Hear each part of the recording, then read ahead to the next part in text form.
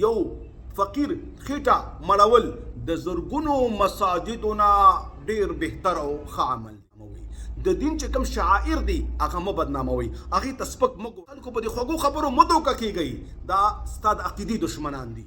سیکولر خلک، د غرب نه متاثره خلک او بعضی داسې مسلمانان چې هغه د غفلت په خوب باندې اوده دي او د غرب د دسیسو نه ناخبره دي، هغه ستا فکر خرابوي، هغه ستا د اسلامي جذبې ته نقصان رسوي، هغه ستا هغه اسلامي محبت هغه نقصان ده کوي، زیانمن کوي. دې ته توجه کوه. اکثره به مونږ اورو هلکه هر کال عمرې ته د تلو څه ضرورت دی؟ دا پیسې کونډې ته ورکا، یتیم ته ورکا، فقیر ته ورکا، د چا علاج پې وکا، د چا نکاح پې وکا. هلکه قربانۍ ته څه ضرورت او په قربانۍ کې دومره ډېرو پیسو باندې څاروي اخیستلو ته څه ضرورت او بې حج ته د تلو څه ضرورت دی؟ جوماتونه آبادول دې دپاره څه ضرورت دی؟ او یوه لنډه خطبه یو فقیر خېټه مړول د زرګونو مساجدونه ډېر بهتر او ښه عمل دی. دې ته ویلی شي په ګوړه کې زهر، دې ته ویلی شي سپینه خبره لیکن شاته تکې تورې تیارې، دې ته ویلی شي سرو زرو رنګ ورکول تک ترکاني ته، دې ته ویلی شي په داسې لهجې باندې تا قتلول چې هغه تا ته ظاهره کې ښه او باطن کې ستا دپاره یو دسیسه او یو منصوبه وي. همیشه دپاره دا د غرب، همیشه دپاره د سیکولر او ملحدینو دغه خبرې دي او د غرب نه متاثره خلکو دا خبرې دي. دغه ته مونږ وایو چې اسلام مونږ ته یو عمل مقابل د بل عمل مقابل کلم نه دی ښودلی. اسلامي اعمال، جائز اعمال، د ثواب اعمال، فرائض هغه یو عمل د بل مقابل مه ګرځوه. دا مه وایه چې عمره مه کوه او فقیر او یتیم ته صدقه ورکه. دا خبره ولې ته نه کې چې په ودونو کې په لکونو روپۍ مه خرج کوه، اسرافونه مه کوه، بلکې یتیم ته دا پیسې ورکا، مسکین ته دا پیسې ورکا، د مریض علاج پې وکړه، د خلکو نکاحونه پې وکړه. دا خبره ته ولې نه کې چې کور کې ته په یو باتروم باندې لکونه روپۍ لګې، د هغې په ټیلونو باندې لکونه روپۍ لګې، په ودونو کې ته اسرافونه کې او ته یو ګاډی اخلي، هغه د خپل ضرورت مطابق والا. کروڑونو روپو ګاډي ته څه لالي؟ ستا په 20 لکه او په 25 لکه ګاډي باندې ښه ګزاره کېږي او ستا پې د خپل وس مطابق ښه ضرورت پوره کېږي، نو ته دا دومره قیمتي ګاډی ولري. بیا ته په 20 او 13 زره موبایل باندې خپل ضرورتونه پوره کړه، خپل تجارت پې کنټرول کړه. ته په دې لکونو روپو موبایل باندې څه ضرورت دی چې ته په دې باندې ته اسراف کې؟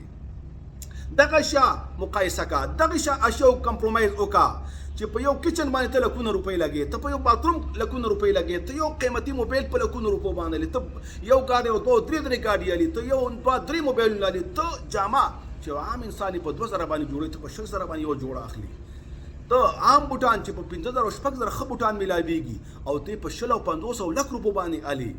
ته دغې ته سوچ وکړه، د دغې کمپرومایز وکړه. ته چې چکرو ته ځي، دوبۍ ته ځي، ملیشیا ته ځي، امریکې یورپ ملکونو ته ځي او لکونه روپۍ په هغې باندې خرابې، دغه کونډې ته ورکه، دغه یتیم ته ورکه، دغه مسکین ته ورکه، په دې باندې نکاح وکړه. ته عمرې ته خوله مه اچوه، ته حج ته خوله مه اچوه، ته قربانۍ طرف ته نظر مه اوږدوه. دا شرائع دي، دا شعائر دي د دین اسلام، دا شریعت شعائر ګرځولې دي، غټې علامې او نښې دي. او دا خبره هم یاد وساته، څوک چې هر کال عمره کوي او په حلال مال کوي او حجونه کوي او صدقات ورکوي، جوماتونه جوړوي، قربانۍ نه کوي، یقین وکړه هغه د کونډې په سر باندې لاس هم راکاږي.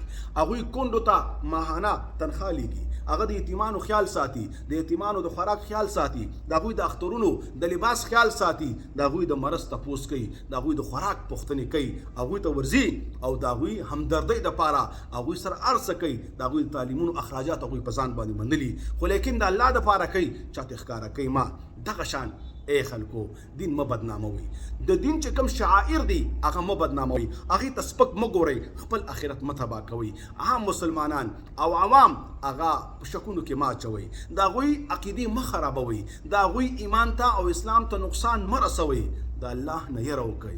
همو مسلمانانو ته هم دا نصیحت کوم، د دې خلکو په دې خوږو خبرو مه دوکه کیږئ.